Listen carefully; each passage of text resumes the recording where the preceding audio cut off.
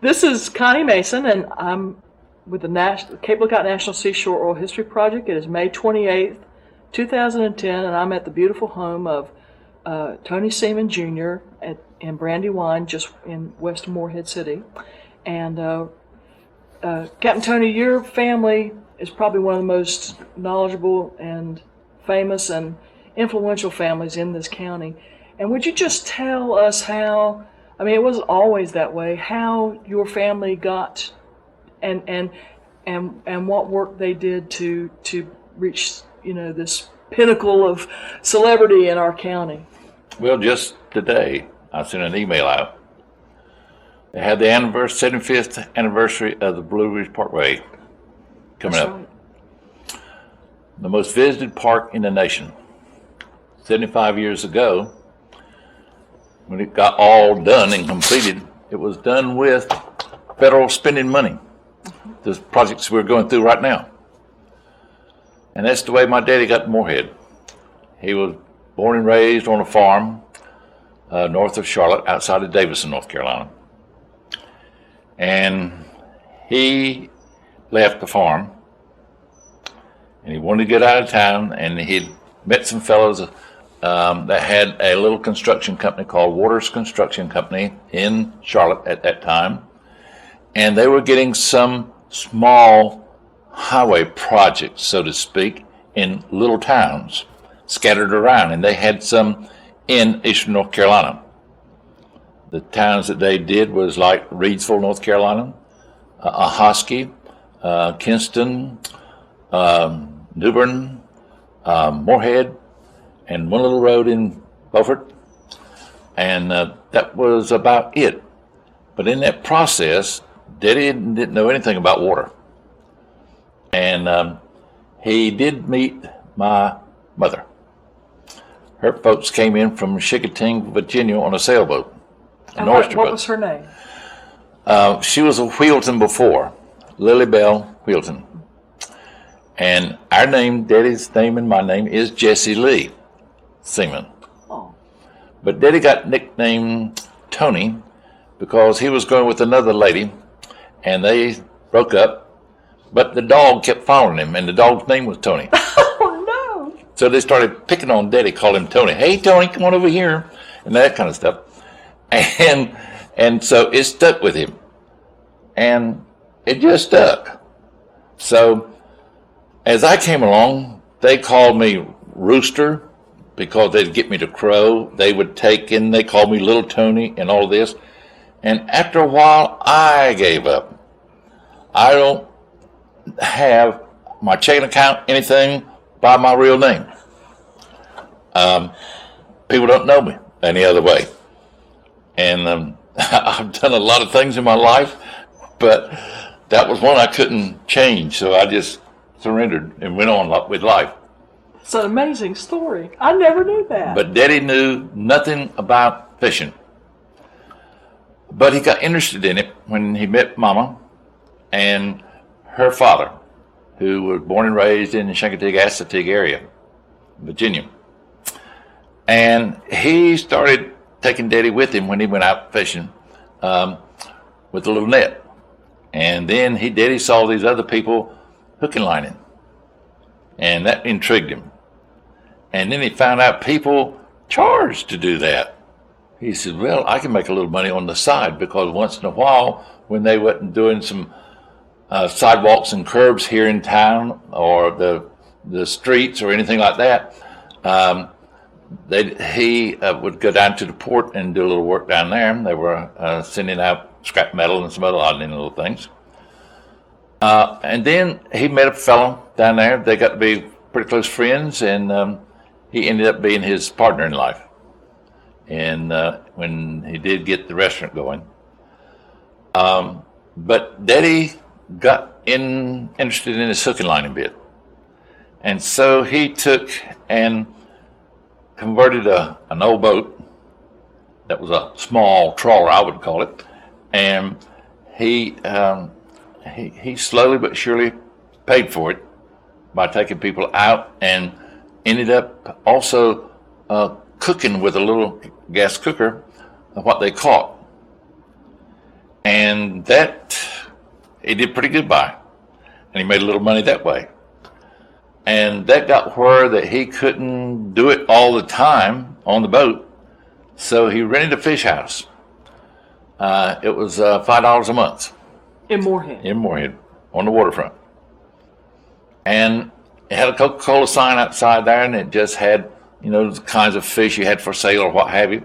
And he got his buddy that he met down at the port to come around and help him. They would deliver stuff up to Evans Street to the people who had money that had summer homes down here after the right in the middle of the war and right after the war. And so that brought about another trade, and the fish market grew. With all those titles and everything, all he had up there was fish market. And then he took and got cooking for people in part of the fish market. And his first table is right over there in that room. I still have it. I want to take a picture of it if you don't mind. Well, it's later. covered. but anyway, Yep. That's cool. But anyway, he did that, and that table spread on out to several tables, and then finally he had to take that place and enlarge it a little bit and all. And after about a year of running it, the restaurant, the health inspector was eating there from Raleigh. He came down. And he came in one day, and he looked at him, and he said, you run this place? He says, yes, sir, I do. It runs me, too. And he said, what can I help you with? Well, I looked around. I didn't see any health inspections thing up here on your walls. What do you mean, health inspections? He says, you haven't been checked? No, nobody said anything at all about it. They just come in and eat. And so we hadn't had anybody get sick or anything. He said, well, you have to have this inspection. And so he got a hold of the fellow who was in charge of it for the county, and he came over and gave Daddy a hard time because the boss was on him. And he said, we're not in business to shut people down. We're here to help people. So he said, in order for you to comply to get a certificate to be open, you're going to have to do this, this, this, and this. And Daddy went about doing that. He said, I'm going to do it to bust anything. And it took him a while, but he got it done. And the guy checked him. And he made it. And he said, what does that mean, a C? He said, well, you can stay open. He said, my gosh, how high can you go? He says, an A. He said, what in the world would I have to do to get up like that? He said, a whole lot, Captain. And so Daddy started at that. And he finally got that taken care of. And he kept calling that guy and said, I want you to come and inspect me. I want you. And every time he turned around, he was calling him to come inspect me. He'd done one other thing. He wanted to get up the ladder. And finally one day, the man said, okay, you're now sanitary. He says, I am? I'm clean? He said, yes, you're sanitary. You get an A. And Daddy took a brush, went out there on that Coca-Cola sign and wrote in front of it, just had fish market, and it had a cafe on one part of it. He said, we're not a cafe, we're a restaurant, and we're a sanitary, and we're a fish market first. And so that's the way the name came. How about that? I had never heard the story. So, that's wonderful. Daddy... And what year did they open? 38. And it kicked along, but like a lot of things, if people look around our area here, they'll see the majority of the houses that is on Evans Street and then on Rendell Street, some on Shepherd Street, and down on Bridges Street is military houses. They were built for Navy officers and Marine Corps officers in World War II. Mm-hmm. People don't realize some of the people that we had in the area that was taking flight training at Cherry Point. They were like Ted Williams and Tyrone Power. They roamed together in a house. They rented on Evans Street up there next to the Atlantic Beach Bridge to the east of that. The house is still there. And then F.E. Bailey, Ed McMahon. Then up there where the Salvation Army office is, headquarters there, was the house there by Mr. Guthrie. And he rented to a young second lieutenant and his wife. And he was taking his flight training at Cherry Point. Oh, and he also was one of our first astronauts. Who was that? You couldn't guess, could you? He's from Ohio. Glenn? John Glenn? John Glenn. Oh my gosh. And he used to come down here quite a bit. The fellow who just passed away this past week, my buddy, General Victor Armstrong, he and John Glenn were friends. And John Glenn would fly down here and see him until about 6 years ago. How about that? So it was the military that has built Eastern North Carolina. Mm-hmm. And it was the military that got people coming down here and going to the beaches and everything that really mattered and generated economy and all. Mm-hmm. But after the war, they sold these houses and other people moved in. Some of them started as a summer home and everything, but things started adding on. But the military was much bigger than people might realize it was. Up at where State Fisheries is now, there was a horseshoe-shaped building there. Half of it was Navy, half of it was Army. Because we had a lot of PT boats here in the area. A lot. I remember the Danco was a PT boat. That's right. Mr. Daniels, he was from Shelby, North Carolina. Mm-hmm. He came from all the way up there, down here, and he loved to do it, and he'd fly backwards and forwards and go fishing. He had teeny piner as his captain. Was because of the military families and their recreation in the area, too, did that influence the development of Cape Lookout National Seashore? Well, yes, because the Coast Guard station and a PT boat that was over there. Oh, what was the? Do you remember the number of that PT boat? But see, when you go down to Lennoxville Road, there's still one part of a foundation to a guy wire that went to a large tower there. There was about 100 men there, and it was a listening base. Oh, at the end of Lennoxville. Mm-hmm. Okay. And that piece of concrete's still there. I've seen that. Yeah, I didn't know what it went to. And when you go down up near Davis, you'll see a side road, and they'll name them, Camp. Yeah, whatever. Army Camp Road. Yeah. Mm-hmm. And there's another one down the way the same way, and then on at Lola, that end of the island was military. That's the reason it's parked. Is that big cone of cement that's down there in Lola? Was that part of a military? Yep. Be doggone. So there were people at these all the time, but see, during the war, they went over and might stay over on the banks a week at a time, and then the other group would come back and rest a little bit because they'd be up 24 hours a day because of submarines. Right. And so the submarine activity was very active off of our coast here, and mainly German. As a matter of fact, my neighbor across the street here, he's German. He came to the U.S. when he was 16. His father was a German sub commander. No kidding. And in his logs, he makes reference to Cape Lookout and Cape Hatteras and so forth. Wow. And what's his name? Bush is his last name. Busch, mm-hmm. Probably. And so, super nice guy. He is very smart. He was one of the largest businessmen in Ohio.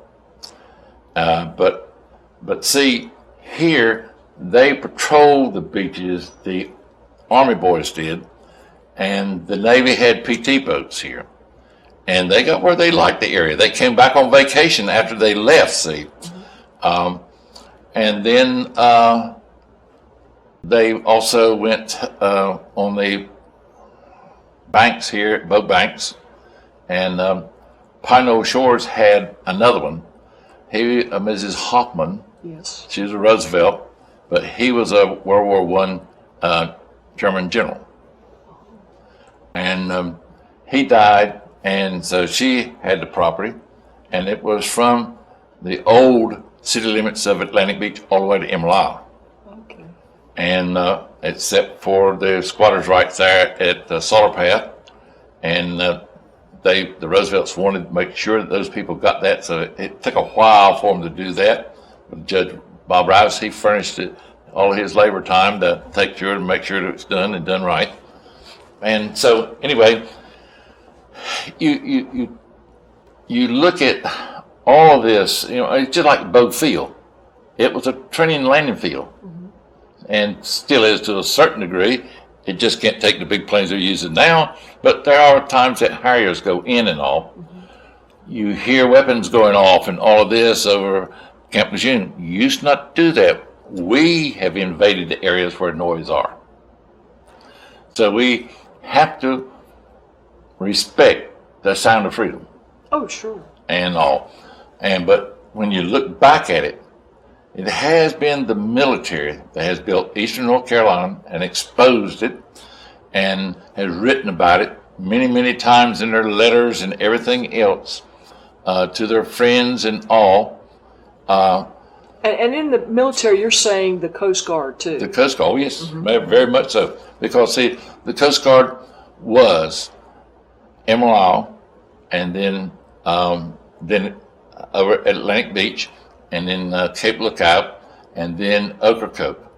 And here they've shut them down, except for the one at Fort Macon, and they're getting ready to shut it down. Really, shut it down. They're taking all the high muckety mucks off, right, and putting them in Wilmington. That's right. And where we're losing a lot of things anyway. Everything's going to operate out of Wilmington, including majority of the Marine labs. And so our history that we had worked on and we're supposed to learn from, we don't comprehend. We have sat here and we've met the enemy, and it's us. But what our forefathers went through during World War II developed our accounting. And it also developed Daddy's Restaurant. Because it took a line of people coming in there, and because it was the only restaurant it was, might be anything. Well, and the Sanitary Restaurant, if people have not been in there before, which I can't imagine, the walls are just lined with all the famous and political people that have come there, and I think because of your hospitality and good food and your knowledge of the area, you have become ambassadors for the county, and you have been involved in so many aspects of its development. I've always been involved in a lot of things because that's the way Daddy raised me. Everywhere I went as a little boy, Daddy went to meetings. Daddy got involved in things one after another. He was one of the founders of the Travel Council for the state of North Carolina, the Restaurant Association, and all of that kind of stuff. Well, I was on all of their boards from 30 years or 40 years as well. And I started out when I was just a young fellow. But I saw how Daddy did within the restaurant and how he made his contacts and all. And I tried to do the same thing the best I could. Right. I'm very inquisitive. I read a lot, as you'll see those magazines over here on various subjects. And I make little notes and I take them to different organizations in the county. Just when were you born? Just look, I need to get Where? When and where? Well, I was born in Morehead. At the old hospital? Yes, at the old hospital. And on July the 9th, 1936. 1936, okay. And, but I used to go with Daddy over to Cape Lookout when he had the Monty M. And in World War II, they made him Chief Airway Warden. And you had to have an American flag painted on the side of your boat or they'd torpedo you. Oh my goodness. And that's the Mommy N. The Monty. Monty. M-O-N-N-I-E. And it was a converted trawler, but Daddy did something weird. Like I do the same thing. If I don't know something about something, I go dig into it and I try to get it where that I can do it. Daddy couldn't seal the bow of that thing. So he built now what we call a flying bridge. And everybody said, that's crazy, that's blah, blah, blah, blah, blah. But he built it and he could see good and everything else. It was awkward getting up and awkward getting down, and you did rock and pitch a little bit. Now they got it down to a science better. But so he hadn't seen anybody else do that before. No, nobody had ever seen it. Isn't that amazing? People came from out of town to look at it. But we learned. So why would he go to Cape Lookout? He would go to Cape Lookout, take some of his parties, and go there and cook for them, and let them get out and walk around and all. And then he would take us, the family, every once in a while as well, and we'd go over. Were there folks living over there now then? Yeah, there were some people living in some old houses. And, of course, Sally and Les Moore moved from Atlantic Beach, and they moved over there. And that made things a lot more interesting because she was just a fantastic person in knowledge and work and all. And when I got married, I took Judy over to the Cape and introduced her to Sally and Les. And she just fell in love with her cooking. That picture right there of me christening my boat right there. I'm christening my dog. That dog was given to me by the Roosevelt family. Really? And they flew him down and gave him to me for doing something. And I helped them work out a problem that they wanted to do. They gave the property for the aquarium system, 300 acres. And I'll show you some mail on it. Wow. But my great-grandfather, who came from Chincoteague, was her caretaker. No. And I found a picture today of the old house over there. That's amazing. And she was a smart lady, but she had small feet, and she was in a wheelchair. But she loved to go hook and lining. And she had a pier out in front of her house that would go all out to the inland waterway. Her nurse was Gabby, French nurse. And Gabby would put her in that roller out there. But Gabby also packed a pistol because of snakes and because of alligators.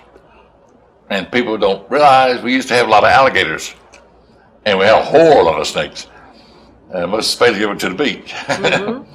But they went over, and she would take her out there, hook and lining, and come back. One time I was pushing her back in, and she hauled off, said bang, bang, bang, bang, and I thought she shot me in the back, but I didn't hurt, but it just scared me to death. And she shot an alligator, and he was just spinning over in the water like that. And when we got in, she got the fellow to go out there and get him so they can have him eat. But they, over to the Cape Sea there, people would come in, they would want history and this and that and the other. And the Coast Guard was just super people. They would take and do anything for you. And they were just good PR people and all. But they went and took and would walk the beach, and they started bringing old buggies over to the beach and all. And then when they went bad, they'd just leave them. I'll show you a picture of some here. Yeah. That was that Les and I took one of his old model trucks, old Model T, I reckon it was, and drag them up to one area at the beach. We lined them up perpendicular to the beach. And we went and broke the glasses out of them with an axe. And so the wind would blow in and put the sand in there. And we planted grass around it. So just you and Les? Yeah. And it became a big sand dune in about a year and a half. Mm-hmm. And just grew right up, and plenty of vegetation and everything. Mm-hmm. Which triggered my thinking.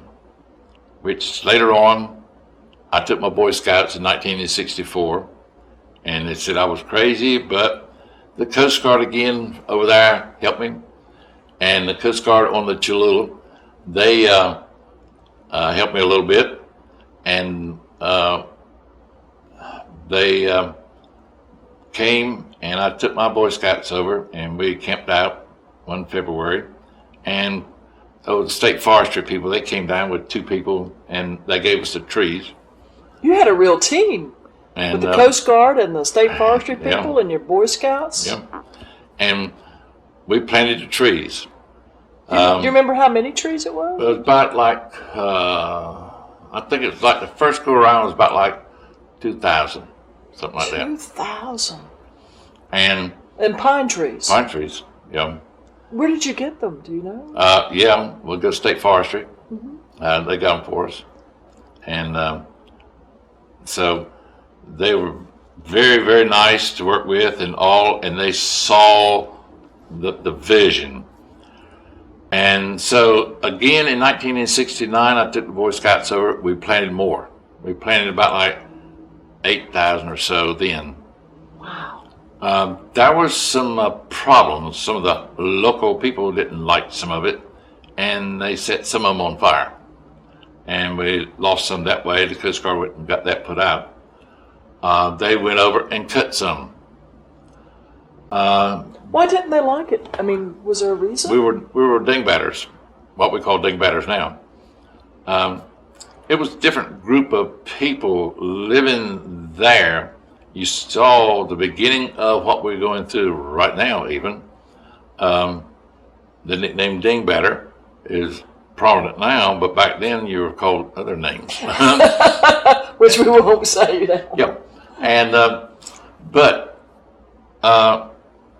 we so you lost some to vandalism and yep, fire? And fire, and we lost some also in the beginning from the Park Service when they were just beginning to get there. But we took care of those things and worked them out and all. And we... how did you feel about the development of it as a park? Well, it had no other place to go but some management. And that's one of the problems that we have had with all the banks when you look back at the history of how the banks were formed. Another thing that is prominent to us is the deepest water closest to in the ocean, closest to the banks or the islands of North Carolina, is off of Drum Inlet. And I have the letter here for you that I used to be a long time ago on National Rivers and Harbors Congress when we were having this problem. And we couldn't get it dredged. The Corps was giving us a hard time about it, and they said, well, when we cut through here, there'll be so much tide, our type of dredge we use, it'll flip it. And so we couldn't get it worked out. So harebrained me, I said, well, let's blow it.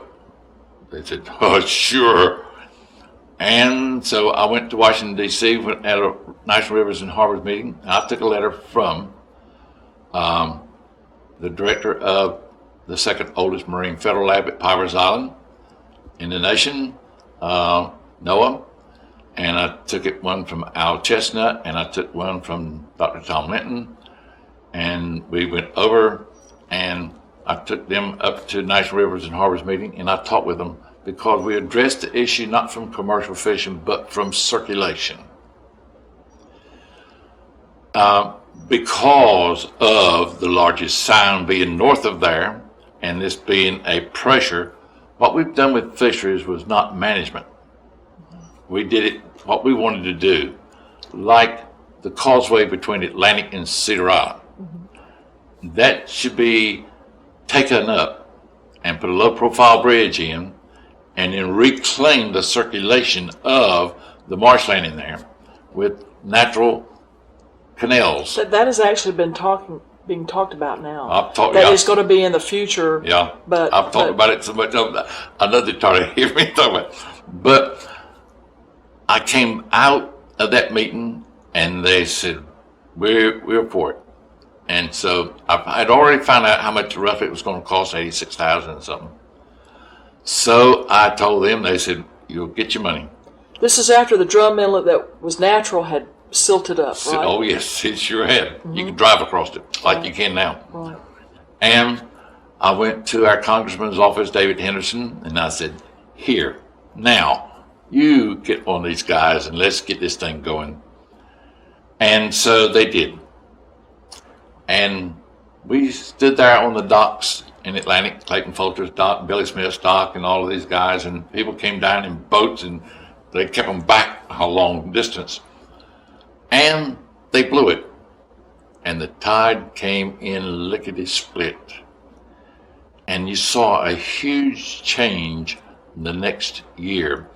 Crabs increased, shrimp increased, all species of fish increased, and the scallops increased in Back Sound. We are fortunate in our state that we have two areas that we are among the top four, or the four in the nation, or 5 sounds in the nation, that on the Atlantic coast here that scallops are raised naturally.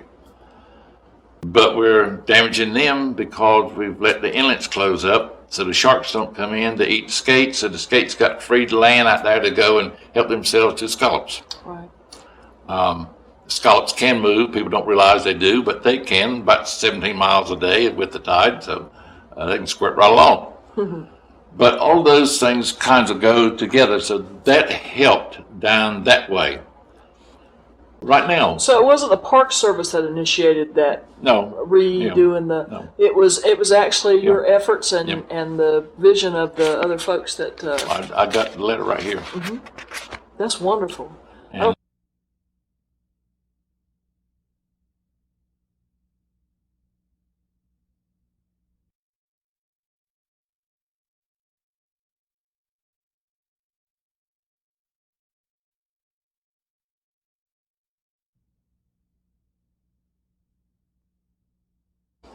but that helped, and the trees helped.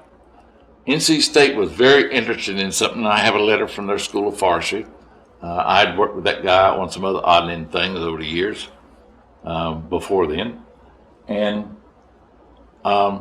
he sent me a letter when he read about it in the paper, and he said, "Let's go and get your scouts and let's plant, get acorns from oak trees and put them out. Let's start at the South Carolina line and go to the Virginia line on the banks and reinstate the vegetation." Well, you stop and look at it. The survival, I mean, look at Shackleford Banks. What got Barton's Inlet in there was a storm of 33. And boom, it went in. As you can see here. Oh yeah. This aerial shot. I had a friend of mine when we were doing some articles on the banks. Look where the water is now. I know it. That came about by dredging something the wrong way and the wrong time and everything. And it came along and ate all of this off. They moved the A-frame over to Harkins Island, and it didn't take 10 years to do it. It did it in a year and a half. Wow. Well, you know, and I was working at the Park Service at the time. And because they were afraid they were going to do anything except let the lighthouse go in fall. And I was in the interpretive division, and they told us we couldn't do a program about the lighthouse. We couldn't even mention the lighthouse existed because they did not want to call attention to it at that time. So, yeah. But it was. Well, the guy that saved Hatteras Lighthouse was from the mountains. Hugh Morton. Hugh Morton was a wonderful photographer and philanthropist. Oh, he loved it, and I mean, he was the battleship too. Yes, yes. So he has some great. You were a keeper of the light, and you also were in the North Carolina Navy. Right. When you contributed. Absolutely. But I do want to say that it was, as far as I know about it, and you can add to this if you want to, is because the lighthouse, you know, and you had to have the Army Corps of Engineers blessing on anything. Mr. Mac Riddle, who was an engineer, he asked them to dredge another channel close to the Shackleford end. And really, he said it was easier to ask forgiveness than permission. And when they did that, the erosion ceased on that end. Now, Shackleford has been eroded a lot because of all that water running out of there. Well, see, they first started on the eastern side with the sidecaster, and we got that changed later on that. And they didn't like the method they had to go to, because I tried to communicate, but didn't make much headway communicating. So I got a hold of a person, you'll see a letter in there on, and he just got into elected office, and he got something done real quick, like. That's wonderful. And he came from Atlanta. Did you work with Mr. Riddle on any of this? A few little odd and things, yes, but I was doing a lot of other things at the time, in some state problems and federal problems as well. I've served a period of time in the UN Environmental Organization. How about that? Did you ever work on the jetty project out there at the Cape, or? Well, we've tried to propose some things, yes, and you'll see something there that expanded.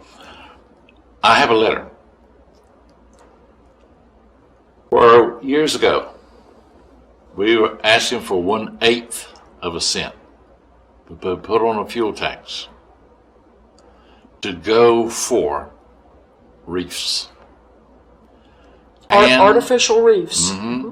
And take those reefs, and instead of just putting them parallel to the beach, you have to look at how prevailing wind tides are.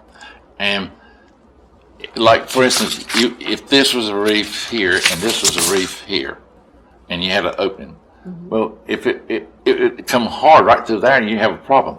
But what you do, you go back of that and put a reef there, so it diffuses it there, and that diffusion goes around here and it hits this one in the middle, and you got that circulation. Now, in Avalon Beach in New Jersey, they take and they have their concrete reefs that way. Offshore, it's at a slope, so the wave comes in and collapses. Hollow in here, so all the marine life, they circulate around. And it did a very good job. But engineering companies didn't want it.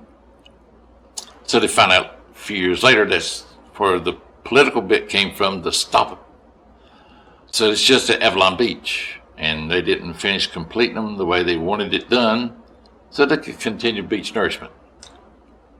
Now the problem we're having here on erosion here at this beach now, Dr. Al Chestnut at UNC used to take 3 of us out in his boat once every 2 months, and we'd go right by the rock jetty at Fort Macon, go all offshore about 2 blocks, and then we were taking, he'd go backwards and forwards taking depth soundings, and we'd come back, and he just had us for witnesses what we saw in depth, and he would take a handwritten note that he had that had no printing of any kind on there.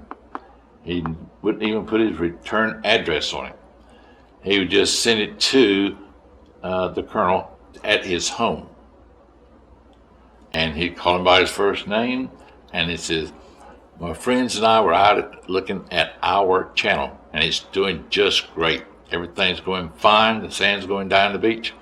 So when the tide goes out, instead of the sand keeps going on offshore, the tide goes out, it reaches a point, and then it will change, and it will take the easiest way out, which he kept open in a little channel, see? So it would go on down the beach. We used to have, going up and down the beach, big trucks full of fish. So you had to take out a tractor to help them get up on a hard road. They had tractors out on the beaches hauling nets in. And they didn't have erosion. Erosion came about a whole lot because of things that we people have done to ourselves. We've met the enemy is us. But then it also cost us at the same time. So over at the Cape, we haven't had those problems if we assist nature to do its natural thing. You take and look at all the cedar trees that has hit Radio Island, and then the little island that was dredged up over there at the end of the high-level bridge on the north side. And the birds did that.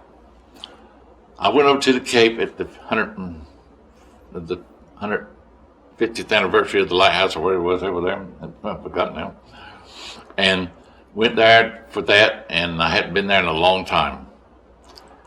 And I went up and fell of the trees and all of this and looked around, and I said, oh, come on, birds. And they had planted some other odd things and got some cedar trees going. If we wanted to help nature to come along and do itself, let's put some bird feeders over there. So the birds will come. You don't think they'll find it? I'll tell you what you do. You go through the biggest parking lot here we got in town here, and take you some corn and just put a row of it right on out, going down, put it, lower your window down, just stick your arm out, a quart full of corn, just right on down. And you'll see seagulls come from God knows where. Yeah, they got a radar system the military ought to get a hold of. They see better than I mean, look at Hell's Drive-In. Yeah. Oh yeah. Yeah, I was there yesterday. So see, we could help itself and do it naturally, and it would be a lot cheaper than what we're doing. Right. And we're spending lots and lots and lots of money. Yeah. And not walk through the sand dunes. Put a little dock like over it and go down. That would help a whole lot. You have you went for the 150th, so you saw the boats that they have over to the oceanside, which is very, very nice. And they're talking about getting some boats or docks that can accommodate people in wheelchairs. Yep. To get them over there. And another thing I would hope that they would take and look at is also the history, military-wise and so forth, to get in and let it be tied to where they came from over at Davis and down at Lowell and all the rest of them there, where they would come down and stay, 6 to 8 months at a clip and go back and forth to the banks. I saw a picture yesterday of you in the newspaper. And you were standing in the top lantern of the Cape Lookout Lighthouse looking out. Do you remember that picture? Long time ago. That was a long time ago. What was that event? What was that? I've forgotten now.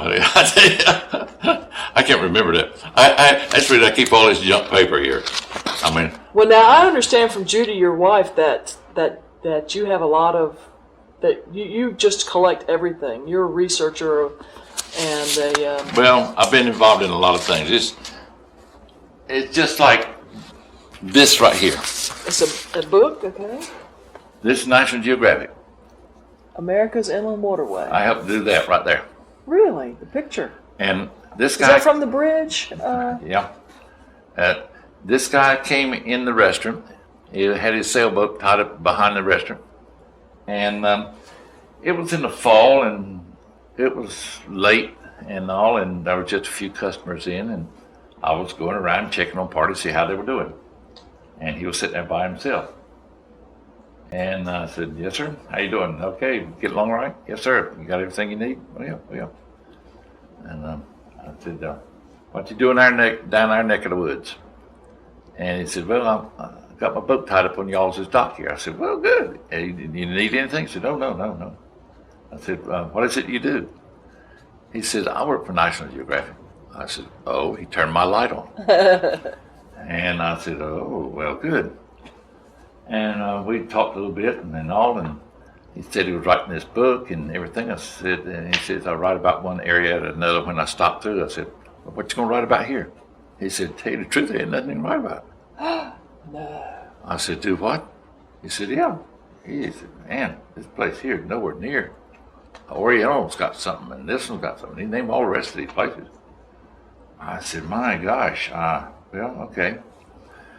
I went back up front, and off to one side we had a room, right, this size room, had 10-foot ceilings, and it had shelves all around in there with reading material and brochures and literature all across the I didn't know you had state. that in the restaurant. Yeah, all across the state and all around our county and going up the banks and inland too. So you almost had a tourism outreach center there. So I went in and took a garbage bag and went in there and I loaded him down. So when he came out and paid his bill, I said, I got something for you. I said, I know some of this is junk. And but it might be, some of that might might trigger something for you. I said, we do have some things here that probably might be of some interest to you. And I spoke with him about like 10 minutes. I didn't want to bug him to death. And so he took it and he went on. About a month and a half, 2 months later, I get a phone call from him. And he said, I'm James Amos and National Geographic. I said, oh yes sir, how you doing? He said, I'm down here in Florida. I got a reservation on Piedmont number so-and-so. Now Piedmont, they dates us. Piedmont so-and-so, so-and-so, and it's coming in Newbern. Could you pick me up? I said, I would like to come down. I've read some of this literature and everything. I'd like to come down and spend a couple of days. Oh, how nice. I said, yes, sir. Be glad to. And I picked him up. He said, well, I need a motel. Get me a motel. I said, I got one. I just built a new house. And I took him home. And first thing I did, got in there, we took his stuff out, went down to the restaurant, ate, and we went back to the house and just sit and talked a little bit about what he had done and so forth. And I told Daddy and Captain, you'll see me when you see me because I'm taking him places. And I took him on my tour down east. And his 2 days didn't last 2 days. His 2 days last 10. And this is a letter he wrote me after he got back home in '73. May I read it out loud? Yep. Dear Tony, I have only recently finished my coverage on the Inland Waterway book. It took longer than I thought. When the book is published in November, you will see several pictures that are the result of your help, either directly or indirectly. At present, pictures in the proposed layout include the seafood picture that you helped with, a picture from Dr. Rice's lab, pictures of Stacy Guthrie at Harker's Island, and an aerial of the waterway cutting through the marshlands near Wrightsville Beach. Tony, I very much enjoy meeting you and working with you, and I want to take this opportunity to thank you again for your very generous assistance and hospitality. When the Waterway book is published, you will receive a complimentary copy. In the meantime, I am sending 2 of our special publication books that I think you might enjoy. My boat is still in Florida, and I hope to bring it north soon, so I may see you briefly in a few weeks. Jim Amos. Yep. He came back. 1973. He came back and stayed 3 days, did. But see, most of the places had 1 page, and some of them had 2 pages at the best. Well, we had this and part of this and this over at the lab because I emphasized our labs to him and the benefit on the Inland Waterway and all, see. And he said, wow. And look at that picture. That's beautiful. This one here, we put on top of the restroom. And that's on top of the sanitary? Yeah, right here. That was on top. And the old Atlantic Beach Bridge. Oh, my goodness. And all of this stuff was caught local, including that fellow right there. Oh, the lobster? Right off our coast. Wow. It's female, though. And we had him. We ate him while he was here. Oh, my God. And but then he fell in love with another place because... there's those Stacy Guthrie pictures. Right. I had seen them, but I didn't know where they came from. They came from this book. Yep.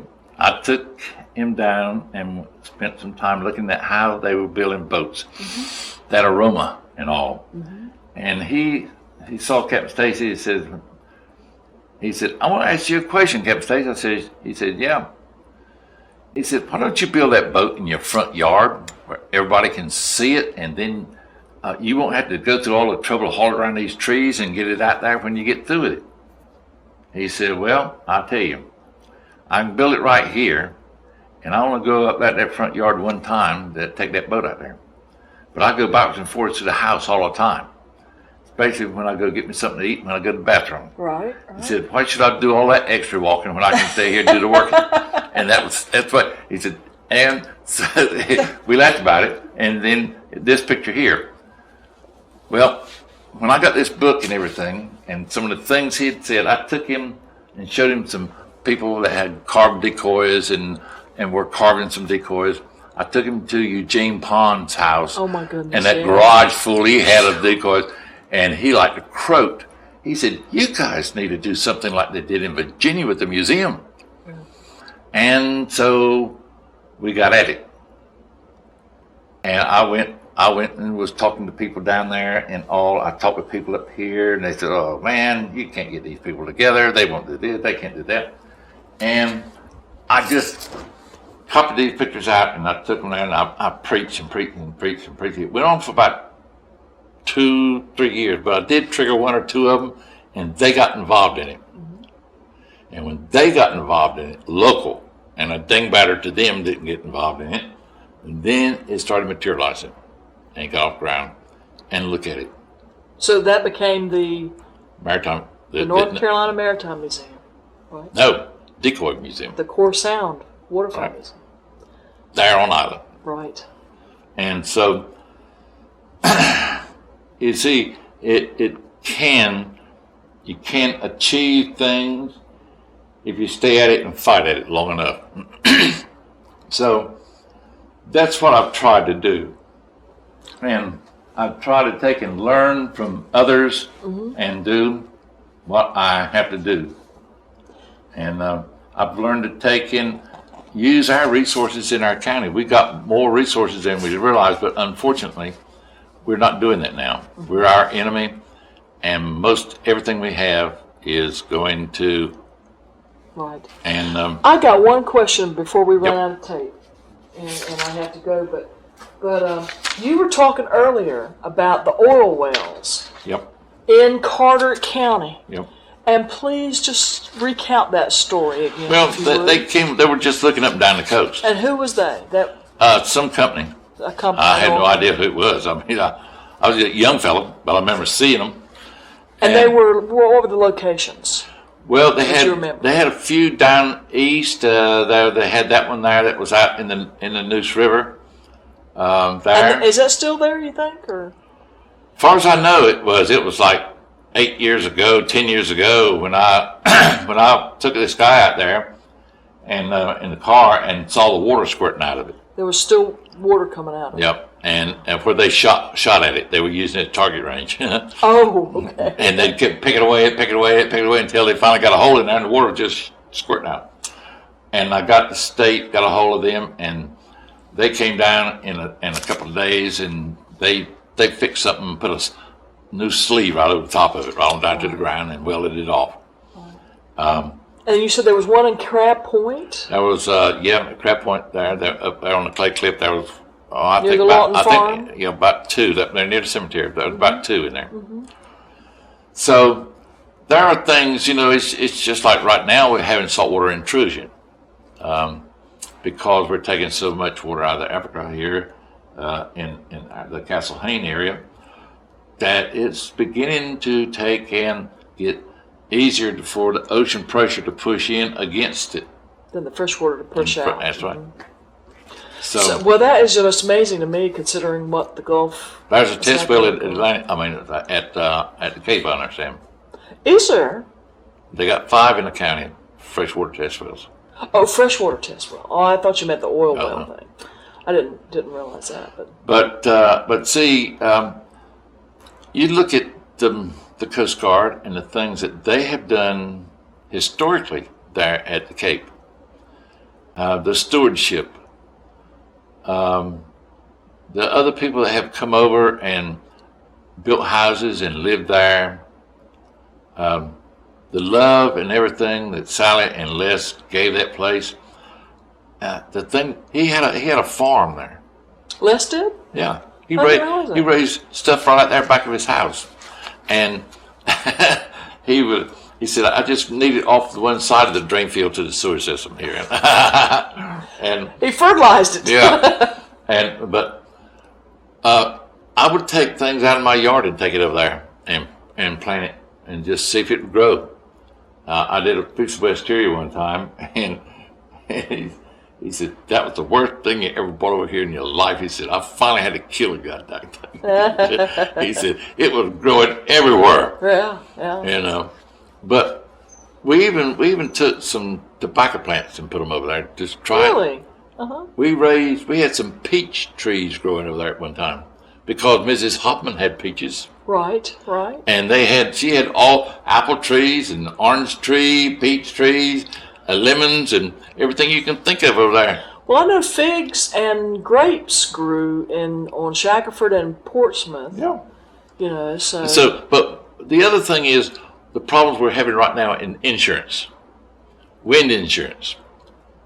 In the boot of my car, I got a piece of a stud that came out of my building downtown, built 1862 by the Union troops as the Mansfield Hospital.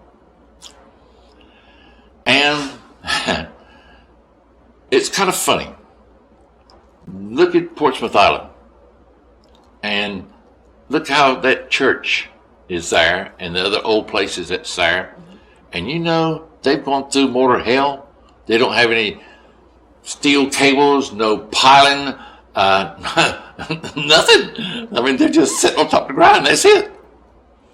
You go to the waterfront in Beaufort, on Front Street, right there before you get to Pirates Island, right there at the circle. I take people and go down there and turn around the circle and come back about half a block, stop. They had no curb and gutter, no asphalt, and no curb and gutter, no sidewalk. It was just marshland. You can go to History Place and you'll see an aerial shot taken by the federal government in 1918 of the Beaufort waterfront, Morehead waterfront, and Fort Macon by air. Mm-hmm. And you see nothing but marsh grass. And right in front, I said, well, now, look out there. What do you see? Well, they see this sandbar there where they pumped up out there on that marsh. I said, yep, what's on the other side? Hey, that's the Beaufort Inlet. I said, that's right. Look what this house has to go through here. Here are three built 1768. I said, they've been x-rayed. They got original wood, no rot, no termites, and the doors are there, the same, the windows and everything else. I said, they must have done something right. It's the material they had. I always heard a boat builder can build a house, but a carpenter can't build a boat, the son of a gun won't float. That's right. And I said, it's bred into them, just like the people that built over on the banks. It's like the houses that was at Diamond City. And it survived because it was in their bones, and they had the building materials to use it. Now we don't, and everybody's paying for it. Anybody should get a discount is those houses 1768 still there. They've been in a natural wind tunnel all these years. They ought to be given free insurance. Yeah, because they've stood the test of time. Yeah. They've already battered the storms. Yeah. And they always said it, the worst storm we ever had was Storm 33. I expect there was some before that too. But what they're building out of now is a 1x3 for a ceiling joist and a wrapper. And you can't even put a nail in it, so they had to put them like this, and they had to put a aluminum patch spur system in there. That's the reason the insurance is high. So it is what they've endured out there on the banks in those same houses at Cape Lookout that's been there. Mm-hmm. And so we should be learning from our history and all, and we should take pride in promoting this and these places over there on the banks, at the Cape and up there at Portsmouth. Did you know Les and Sally really well? You sound like you did. Well, if you'll allow me to come back sometime, yes. I would really like to talk more about Les and Sally's place and their operation. Oh, sure. And I like to just do an hour at a time, and we're almost out of tape, and I have a feeling if you'll let me, I'll come back a couple more times. No trouble, honey. But I have learned so much today, and I appreciate you copying some of this stuff for me to put with the file, and well, it's just a pleasure. Life is a learning process, and you should be learning more than what we do from history. And we should be doing some things in promotion within history. I enjoy going and spending time with Rodney Kemp. Oh, gosh, yeah. He gets all grades of junk from me. And I bet you're just as excited as he should be. He said, I didn't know that. Where did you find that at? I said, hey, I was surprised when I found it. But see, we've been trying to set up a veterans museum here. Mm-hmm. We almost had it at one time, and a certain organization killed it for us. So we're trying another one right now from a business that's leaving downtown. Are you part of that children's museum at the No. at the bank? Uh-uh. You know that the First Citizens Bank is trying to get a children's museum in that building. So you need to talk. That's where we're trying to do the veterans too. So maybe you need to talk to those Well, folks. see, we want to go back to all of this history that the military has done for our area, and it's just like the history place. So their problem is they need about 4 times as much room as they got right now, Yeah. and they're finding it out. But it's like I told them in the beginning. If you start selling what you got, well, we still got maritime over here, and we got this over there. Yeah, but Well, there's only so much the Maritime Museum can do. At one time, we were supposed to do the whole. We were supposed to do the whole coast of North Carolina at one time, and it's just impossible. You know. We got too much technology now that you can't do a lot. And if you turn it over to a high school project with a college project, you'll have a lot of people down here to come and do it. I mean, if they saw what's in their house, mom and daddy left and their grandma and granddaddy left, they would faint. Yeah. Yeah. I ran across 2 old pictures a day, and I said, and oh yeah, and I did copy. Well, I'm going to go ahead and turn this off because it's going to flip off anyway, I think. I copied one. I'll just let it run out. And I ran across this. I said, well, I'll be darned.